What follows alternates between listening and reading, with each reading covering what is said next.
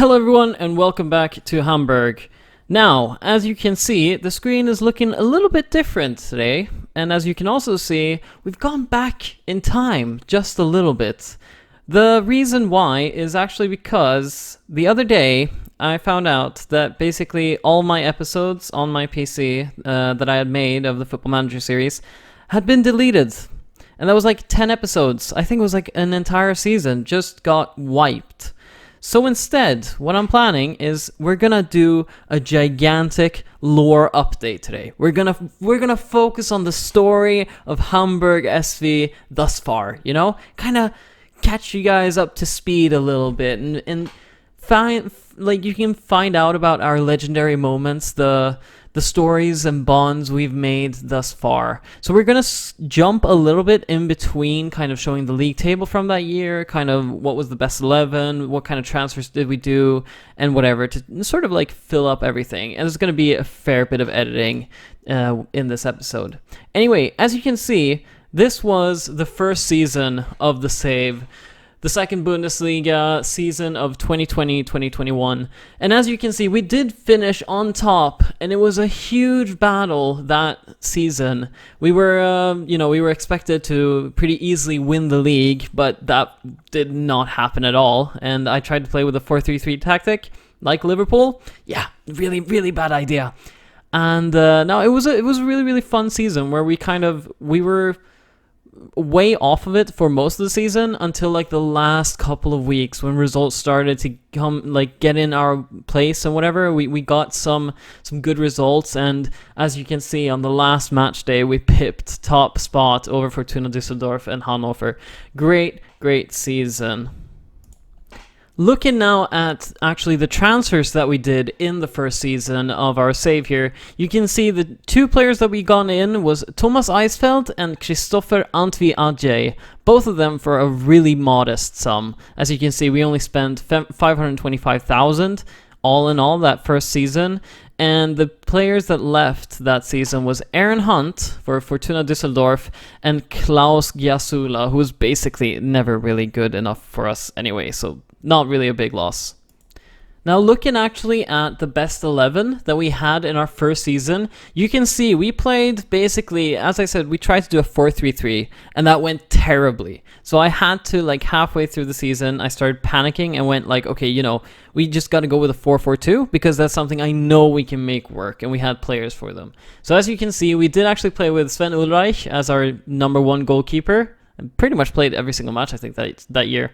Wagnerman on the right, Ambrosius, who became a bit of a leader. As you can see, the average rating 7.12. Really, really good player for us.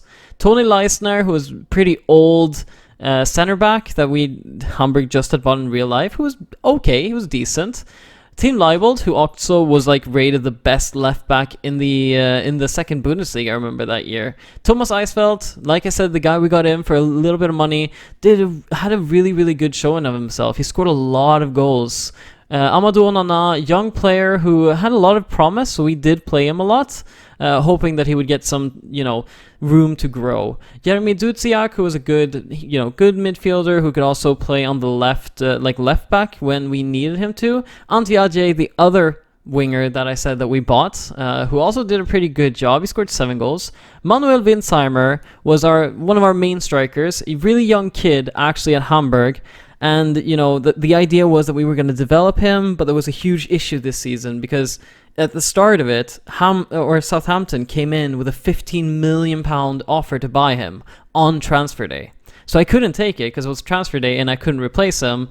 And Winsheimer was super pissed because we didn't sell him and he wanted to leave. And gigantic issue. But in the end, he still played for us and he scored 13 goals, which was a fantastic return.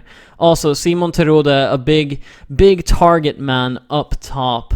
That was basically the team that we played most of the season. We did have Bakary Yatta as well, a player who was basically only very quick, but terrible in everything else.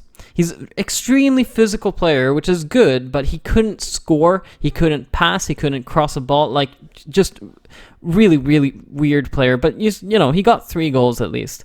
David Kinsombi also pulling his weight a little bit. We had Rick van Drongelen, also pretty good center back, but he was injured most of the season back then. And Khaled Nari, who was a kind of weird half winger, half right back, something like this. Yeah, that was basically the team that we played with in that first season when we topped the league, the second Bundesliga, and actually went to the first Bundesliga.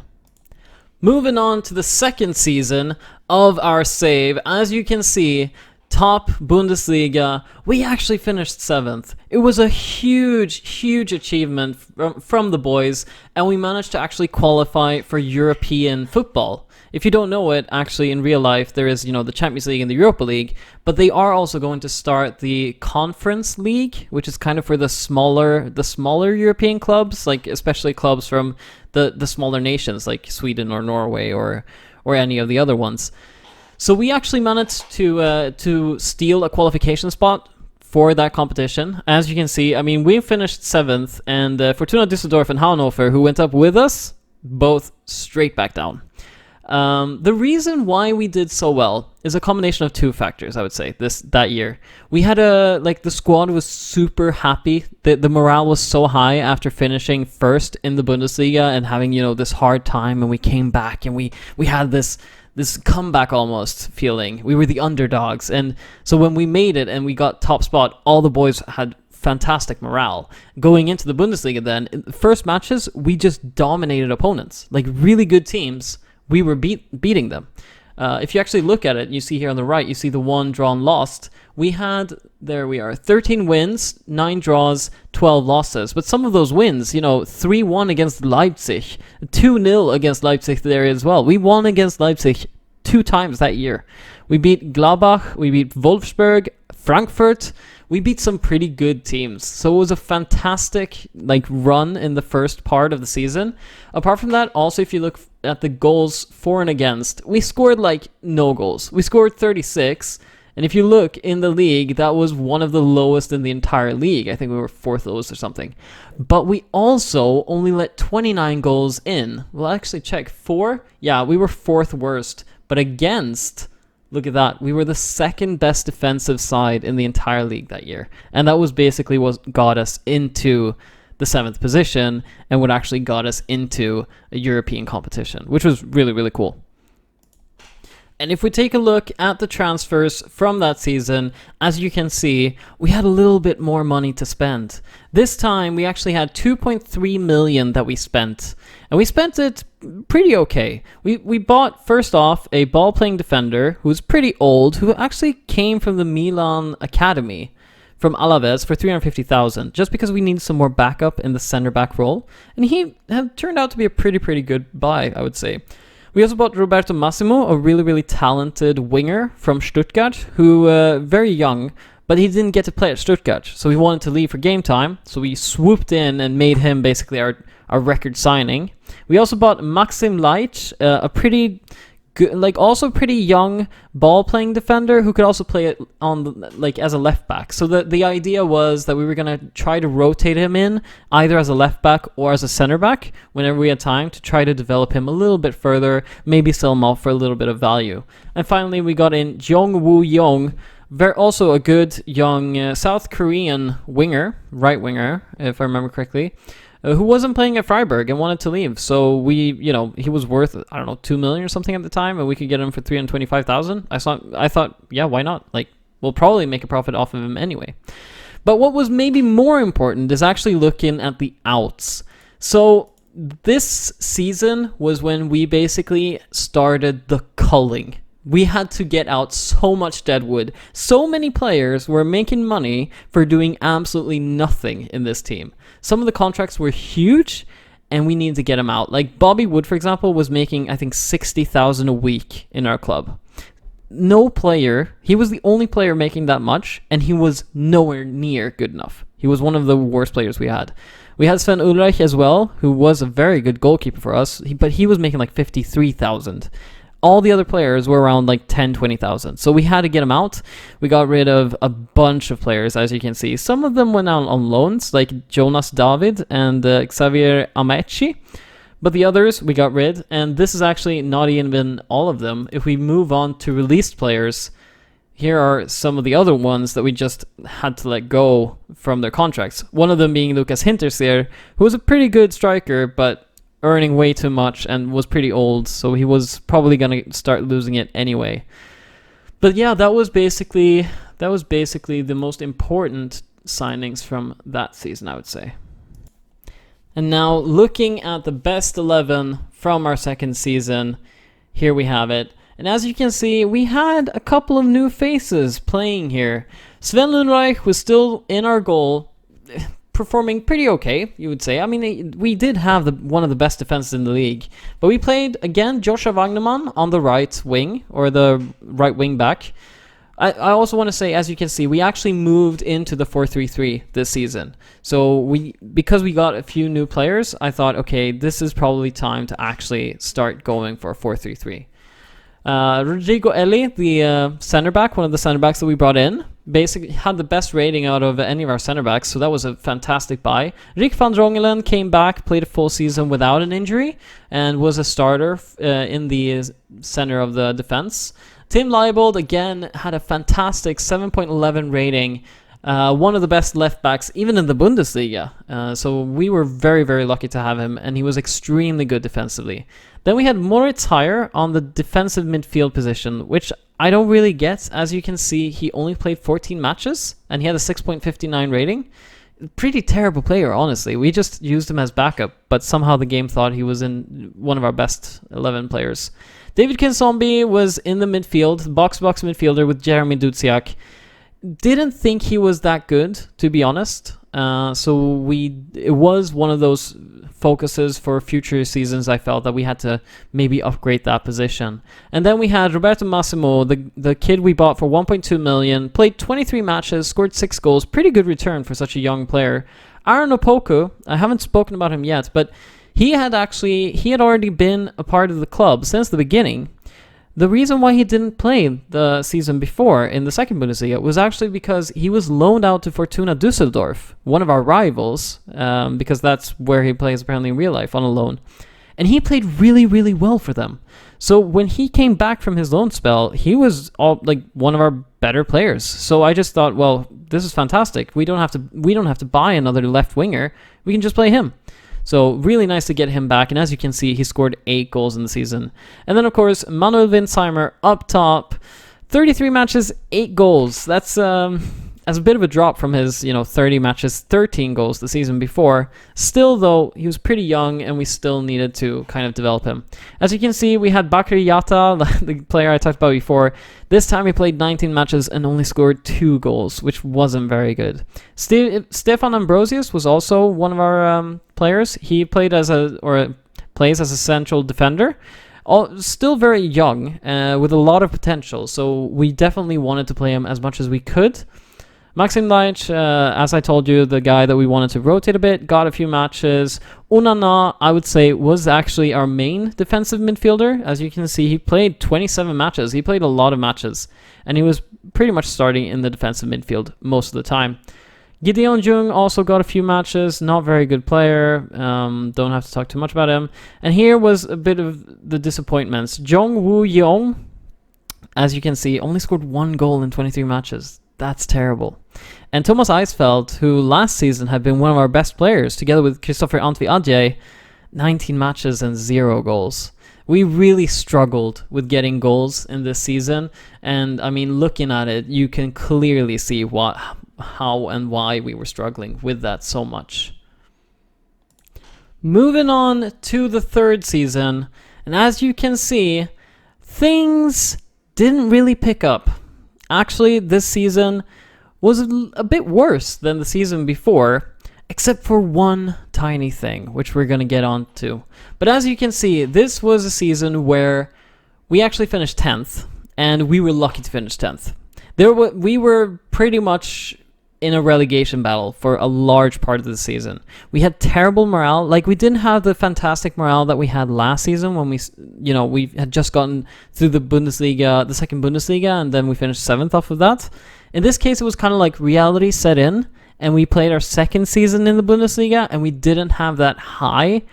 So we started off the season with terrible results, lots of losses and draws, and even a little bit of a talk about maybe switching the manager just a little bit. But we did come back towards the end of the season. As you can see, we won 10 matches, we drew against 13, and we lost 11. So, I mean, we lost more than we won, which is honestly pretty embarrassing. If we look at the goals for, you'll see that we were 10th place there.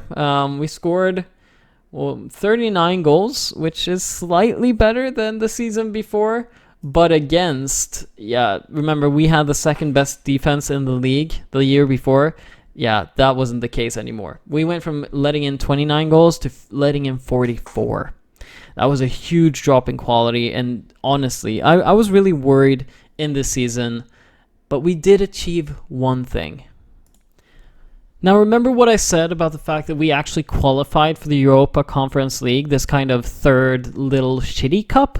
Well, this is how it went. We actually got into a group with Rapid Vienna, Ludogorets Razgrad, and KV Ostende, and we went out and actually topped our group with only one draw against Rapid Vienna. Following on from that, we went into the knockout rounds, where first we played against Brøndby IF, won 1-0, not very convincingly, but we did win. The problem was, however, that in the quarterfinal, we got drawn against Fenerbahce. Over 2 legs, though, we won 3-1, which was incredible. But it led to a second problem, which was that in the semifinal, we came up against Real Betis. But again, we beat them 4-2. And in the end, in the final, against the one team we drew against in the group, we won it 2-0. And the fantastic thing about this is that if you win the Conference League, you automatically qualify for Europa League. So even though we finished 10th in the league, we did get a spot for Europa League the next season, which is the one really, really, really huge achievement we had this season. So what about the transfers? Well, as you can see, again, we had a lot more money to actually work with this time. This time we spent £16.25 million. That Bundesliga money is starting to really roll in, and it was amazing to have. As you can see, we swooped in, we bought Riedle Baku, really, really, really good young German central midfielder who actually played for the under-21 national team, Germany. Could play either as a right winger, as a central midfielder, or as a right defender. So he was fantastic to get in. Another player was David Kovnatski, who had, for the last few years, been tearing it up at Düsseldorf. Remember how they went up to the top division, right? Like with us in the first season? That was because he was scoring a ton of goals. And then they got relegated. And that was when there was kind of murmurs that David Kovnatski was kind of, thought he was a little bit bigger than the club. And that was why I started to look into, can we sign him? And I waited and waited and waited until finally he was like, I'm way too good for this. I want to leave, go somewhere else. And I came in and said, hey, you want to play some Bundesliga football? And yes, sure enough, he wanted, and he came to us, and it was awesome. We also had Hwang Hee-chan, very good left winger, another South Korean, but he was miles better than Jong-woo Young, so really happy to get him from Bayer Leverkusen, where he wasn't playing at all, and we got him super cheap as well. We also got Elvis Rexbitsai, a player who could play, he was kind of like a defensive midfielder, but he could also play central midfield, and he was signed as a bit of a backup. But he was a very, very good player. It was both him and Baku were two midfielders I wanted to get in. Baku as like a first midfielder, like first team midfielder, and Elvis Rexbitsai as a sort of backup midfielder sort of to him. We also got in Adrian Fine, which is a bit of a meme, I think. Because Adrian Fine, we loaned in last year's Hamburg series that I had, and he was a fantastic player for us. And in the end, we ended up buying him in last year's series. So I just felt like I had to do the same thing again when I saw that he wanted to leave Bayern. And we got him in for 1.6 million. Good, talented, young midfielder. Fantastic.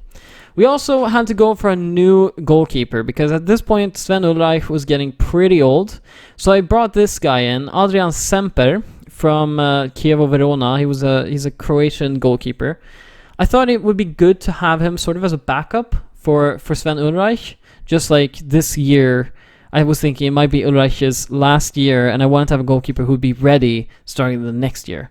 We also brought in a player, James McAtee. He barely played for Manchester City, a youth player. Also, Malik Tillman, who's a very, very talented young Bayern player, but also barely played that season. And Jakob Brambach, some sort of goalkeeper, I think. I don't even remember. But we got him in for basically nothing, and it was just kind of, seems like an okay player. 70,000. Yeah, sure, why not? On the outs, however, a bit of a sad one, as you can see. First off, well, some more sad ones. Bakary Yata finally left the club for Spartak Moscow, and a really, really good fee, honestly. Still, we might earn 6 million from that transfer. But obviously, very talented player, very physical player. He is very good in that regard. But unfortunately, he just couldn't score goals, and he didn't have the mental attributes either to kind of play. So in the end, I was playing him as sort of like a pressing forward, and basically all he did was kind of win balls. But afterwards, there wasn't really anything he could do with it because he couldn't really finish the ball and he couldn't really pass. So there was no point, and I thought we might make a profit, just sell off while there's still some potential there that some others will, buy into. Christopher Antwi Ajay as well, the player who was very, very good that we bought in our first season and also was very good in that first season, just wasn't getting any game time at this point. And Fenerbahce came in with a pretty good deal. I thought, yeah, why not? Apart from them, we also lost Ömer Altun. I don't really know. He didn't really play for us. Pascal Polonsky also left. And we had some loans out. One of them maybe you notice is Sonny Kittel, who was an okay player, but just, he didn't fit in with the style that we played. And he really terrible work rate, didn't really press. So I thought it was time for him to leave. On the release players as well, you can see a ton of them. Some of the ones, Simon Terode, he retired because we weren't going to give him a new contract. Some of the others, David Bates is maybe a noticeable one. Daniel Hoyer Fernandez, I wanted to keep him, actually. He was a goalkeeper for us. But in the end, I didn't because basically he didn't want to be the backup to Sven Ulreich. And if he was going to be the backup, he wanted a ton of money, which he wasn't worth. So then I thought, well, too bad. Then I signed Adrian Semper instead. Gideon Jung also left the club, barely played. And then some other random people basically also left the club, including Tony Leisner, who was, one of our best defenders in the first season of the save. Moving on to the best 11 of that year. As you can see, this is what happened. Sven Ulreich, he went off of a cliff. He was terrible. So I decided, you know what? We're not gonna use Sven Ulreich anymore. Adrian Semper, I signed you as a backup, but you're going straight in. And he played pretty well. He played almost 40 matches, pretty good average rating. So I was happy with him. Joshua Wagnerman again played right back for us. And I mean, he had been playing now like 3 years, basically, our first-hand right back. Good, young, talented right back. So I was very happy to have him. Stefan Ambrosius also kind of exploded onto the scene. He had, until this point, he was a talented youngster, but now he was definitely a starting center back, and I would argue even the best of our center backs. Rick van Drongelen was next to him. We also had Tim Leibold, who had a bit of a worse season this season compared to the last one. Last one, he was fantastic. This season, he was, considered our worst defender. So that was a pretty concerning sign. We also had Amadou Onana, who I talked about, the defensive midfielder. Fantastic performance. Really more suited to be an attacking midfielder, but he's like a big guy and everything, so he worked fantastically in the defensive midfield as well. So he had a very good season. Dudziak as well performed. Whenever we needed him, you can see he didn't play every match, but when we needed him, he was always there. One of our star players, I would say, in the first years of this save. Riedle Baku, the new signing that we got, the guy who I wanted to be like a starting midfielder for our team, played 43 matches, not the best rating maybe, but he was a very, very good player. He was always there, and we could always play him, either in the midfield or as the right winger or as a right defender. Manuel Winsheimer, you might be able to see this now, but I actually moved him because we needed to fit in Kovnatski, who I talked about before. So we moved him onto the right wing and trained him into an inside forward instead. He played 36 matches, got 11 goals. it's not the best. I mean, I would have expected more from him from this season, but still, it's 11 goals more than without him. So you got to take what you get. Aaron Opoku as well had a good season, still continuing his development. Top goal scorer actually this season, 16 goals in 35 matches, basically a goal every second match. Really good results. And David Kovnatski didn't have that sort of explosion I was kind of hoping for. I was thinking we would get more than 20 goals with him. Still though, 15 goals in 41 matches, it's a decent amount. Then we had, Roberto Massimo played a few matches, didn't really get onto the list. Rodrigo Eli was also there because he was basically our third choice center back at this point, and a very, very good third choice center back. Leon Dernhofer is also a player I want to talk about because he actually came from our academy, super talented, and already played with the German under 21 team. So I was trying to get him in as often as I could. You can see that his rating wasn't very good. It was mostly substitute appearances, but we started to give him some time. Elis Rexbizai, like I said, he was a bit of a rotation option, good one to have. Hwang Hee-chan as well, the other South Korean that we brought in. 12 goals in 29 matches, played mostly on the left wing. Really good player. He was just pipped by Aaron Opoku, but you could sense that, Hwang Hee-chan probably had better attributes, and I wasn't really sure who I preferred, honestly, in the position.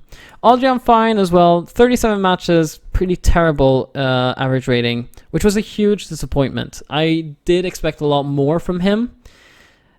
Yeah, it's kind of unacceptable, honestly, the 6.62. And of course, Bakar Yata still getting onto the list like every year. But from this point on, of course, he did go to Spartak Moscow, so he didn't show up anymore on the list, I'm afraid.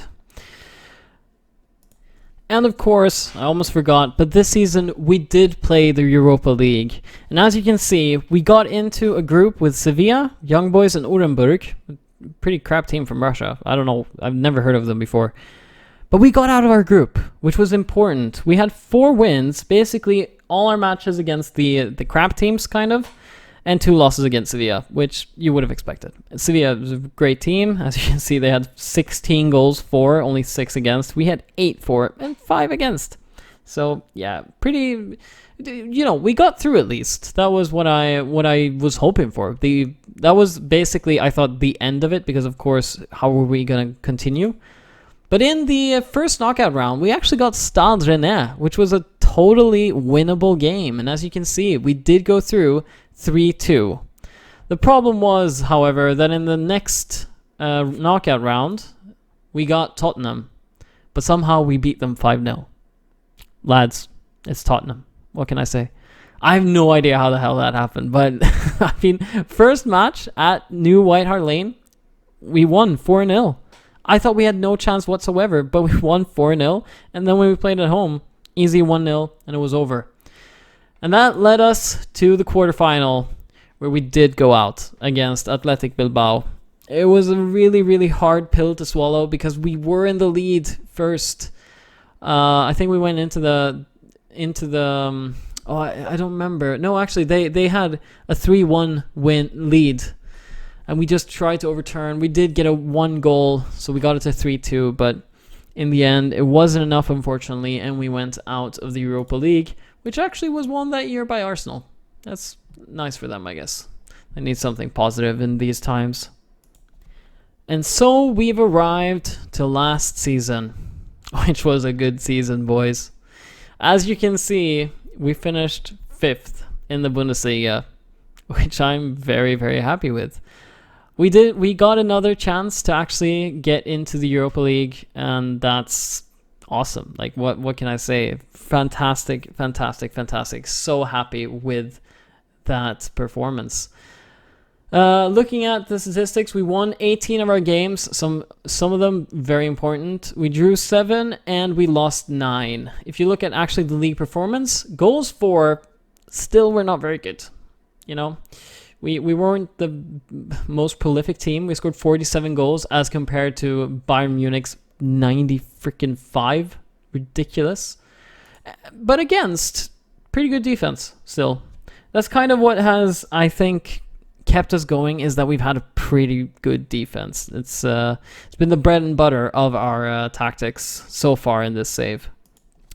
Looking at the transfers, again, we had a ton more money to play with, and we splashed the cash. 35.5 million went out that season. 13.75 went for Armel Bella-Kotchap, a really, really good central defender, ball-playing defender. German, young, extremely good and gifted. Who was playing in Bochum still. In like I think they were in the first division at this point, but it's a crap team. And he had a release clause, 13.75 million. Even though his value was like 20 or something, I thought, well, you know, it's now or never. We got to get this guy in. He's the most affordable, good player we could get. So we went for him, and honestly, he's going to become basically world class. He almost even is at this point. We also got Andreas Skov Olsen, a good Danish right winger from Bologna. Just a good player.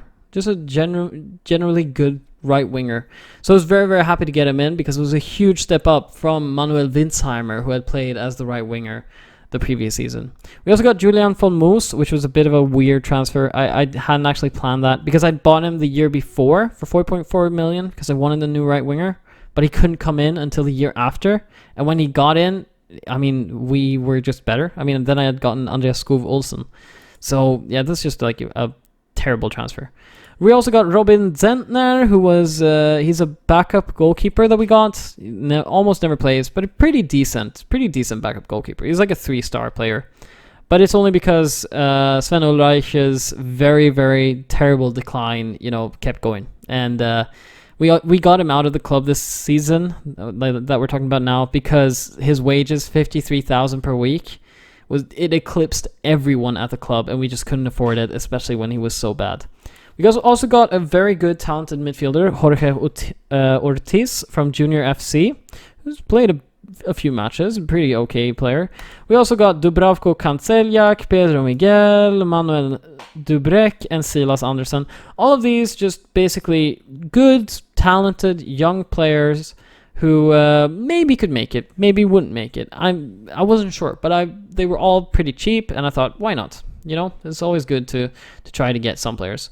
As you can see as well, on the outs, we did sell Aaron Opoku, 15 million. When we had Hwang Hee-chan, who was playing pretty well as well in the same position, I thought that's money we can't say no to. Also, Jeong Woo-young at this point wasn't very good, almost never got to play, so we sent him out on loan. Same with Julian von Moos. Leon Dönhofer as well, the talented player I talked about a year or two before. He was a good player, but he wasn't developing much anymore, and he wasn't good enough to play in the Bundesliga, to be honest. Before, when we had worse players, there was a spot for him, but at this point, there wasn't anymore, so we sent him out alone. Same with Ahmed Kargol, a pretty good German player who came from our academy, gave him maybe a few matches in the first team. He wasn't impressing, so we sent him out on loan. And Silas Andersen, who was one of the players we got in on the left for free, sent him out on loan as well to kind of develop. And of course, looking at the players that actually got released from the club, whose contracts went out, we had Sonny Kittel, Valun Zumberi, I don't know who he is, Tobias Knost, Moritz Heyer, who had been, this okay defensive midfielder for a while. Yeah, never got to play. David Kinsombi got to leave as well. And Sven Ulreich, because Jesus Christ, his wages were ridiculous. So it was really nice to get some of this deadwood out of the club. And so, the best 11 from the last year.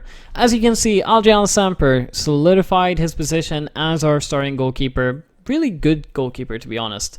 Played 45 matches, pretty good rating. Very happy to have him. Joshua Wagnerman kept continuing on that right back position. Very, very dependable, good player. Even though he does get carded a bit, he's gotten a few red cards throughout his career here. Needs to control his temper, but he's good. He's good. He's developed well. I've been happy to have him. We also had Armel Bella-Kotchap and Stefan Ambrosius, who became easily like our central defensive pairing. Two of the best defenders in the league at this point. Stefan Ambrosius, he has developed so much, and Armel Bella-Kotchap was already, we knew, basically a world-class player. So happy to have them. And at this point, Van Drongelen, because he's not tall, I couldn't really play him in the central defensive place anymore. He was more of a left back, but at the same time, playing him as a left back didn't make sense because he's not very good offensively. So yeah, but as you can see, left back Tim Leibold continuing his decline, 6.77, easily the weak link. Yeah, very disappointing. And at this point, Tim Leibold is approaching like 30 years old, 31 or something. Yeah, time to change him out. Then we had Elvis Rekspetsai as our defensive midfielder. Very good player in the position, I would say, even though his rating is pretty bad. He played pretty well. Amadou Onana also got a chance to play more offensively, which he's probably better at doing. And as you can see, he got 7 goals there as well. Riedle Baku, also important player in the midfield. Happy to have him. Andreas Skov Olsen came in, scored 10 goals in almost 40 matches. I mean, is it that much? No, but he played pretty well. I'm still gotta say, I prefer him over Wintzheimer, definitely, because Wintzheimer is so slow and Skov Olsen is much faster, and speed is something you need if you're going to be a counter-attacking team in the Bundesliga. Hwang Hee-chan also played well on the left, got us 11 goals, and Malik Tillman, the guy we got in from Bayern too. I don't know if you remember that from a season ago for like nothing. Yeah, he came in, became our number 1 striker, playing as a false 9. Good player. Really good player. Very happy that we got him in, honestly. 14 goals in 40 matches from a basically 20-year-old. Yeah, I'll take that. Adrian Fine, still not really performing to the standard that we expected from him. Rodrigo Eli, still good. Our third choice center back. It's quite funny because if you remember, we bought him in like the first or second season, and he's still been going on with us. He's 30 years now. Like, we bought him for 350,000, almost nothing, and he's valued at 2.1 million. He's probably going to get sold now, though, unfortunately. But he's been a good servant at the club, I would say. Rick van Drongelen, not played very well. Also, player who's kind of losing his spot in the team, I would say. And there have been some bids for him, and I actually wanted to sell him, but he didn't want to go. What can you do? But yeah, definitely a place who, with Bela Kolchap, he's just lost everything he had. Wintzheimer as well, the golden boy who once Southampton wanted to buy 15 million, and we had this huge squabble in the first season, and he scored the most goals and all this stuff.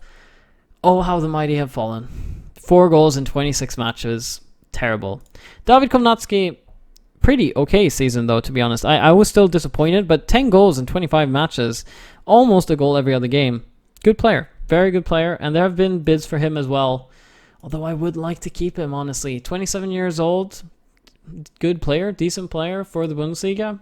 I would like to have him. Jorge Ortiz, also, I talked about him last year. We bought him as a pretty talented young player. He got a few matches playing, and he scored 3 goals. 3 fantastic goals, by the way. Jesus Christ, he has a long shot in him. And Jeremy Dudziak, fantastic servant at the club, who unfortunately his career at the club is kind of coming towards an end.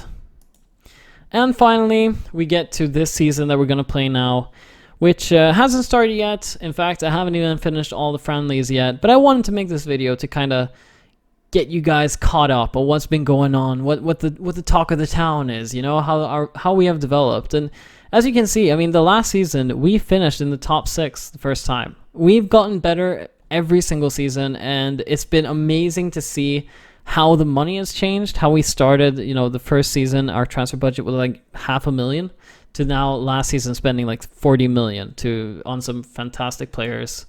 And looking at the squad now, like, we got some pretty fantastic players. I haven't bought many players so far, so far, yeah, we got in Ryan Ait Nori, fantastic left back, because we had to, like I said before, we had to improve on Tim Leibold. And as you can see, this is a 23-year-old player compared to Leibold, who's 30, who's just better in every single regard. And that's basically what we're doing now. In the Bundesliga, I don't know what we're projected to be. They think that we're going to finish 8th. I think we're going to finish higher than that, but okay. We've become a very established team in the Bundesliga. We've got some good players. We've got a very good academy. I've actually developed or fixed the facilities. So if you look at this, you can see state-of-the-art training facilities, superb youth facilities, exceptional academy coaching, exceptional youth recruitment. We've got some really, really talented young players coming through. Looking at them, if we check the actual reports, look at all that potential. We've got a ton of potential in the academy, just waiting to get a chance. And life is good. Life is really, really, really good. Also, if we take a quick look at the finances, we've got 39 million. Just want to show you quickly, like throughout the seasons. In our first season, the income was like 14 million in the highest like income period or whatever. But like the last few seasons, we've been making around 70 million. And most of it is, of course, the money which comes from the Bundesliga when you actually play. Look at just the prize money. Yeah, like last season, we got 72 million. 61 of which came from the Bundesliga. So yeah, this, I hope that you kind of have gotten a little bit back on track with the team and you kind of see where we are, who we are playing, kind of who's good, who's bad. God, I'm happy with Malik Tillman that we got him in for like nothing. Yeah, we got him in on a free and now he's worth 3.6 million and even played a little bit, for the German national team. It's been really fun. It's been really, really fun. And I'm really excited to continue this series and to actually, start seeing some more Champions League football because we're knocking on the door. This season, I'm hoping that we're going to finish in the top 4. Definitely top 6 is what we have to go and recreate, of course. But with some good tactics, we've kind of swapped last season up our tactics and went more like, for a while I had to play defensively, I was scared in the Bundesliga because I was like, oh, I don't know if we don't really belong here. But last season was the season where it was like, you know what?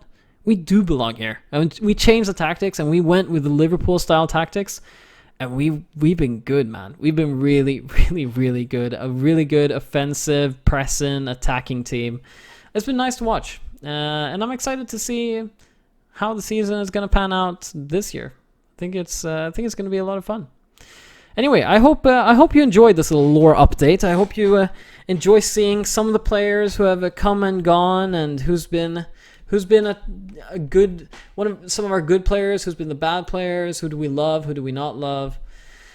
Bakar Yatta though, I miss him, even though he's I think terrible for Moscow, but he was a good player to have in the squad. Just fun. Oh, actually, he's been fantastic for them. 5 goals, 3 assists in 18 matches. Wow, happy for him. Very happy for him. And also, I saw that someone wanted to buy him. Sampdoria. Wow, it's valued at 7.75 million. Man, maybe I was completely wrong about him. Maybe. Whoops. Maybe he'll show me in the end. Anyway. I hope you enjoyed this episode. I hope you're caught up to speed. I hope you join me for the next one. And until then, have a good one. See ya.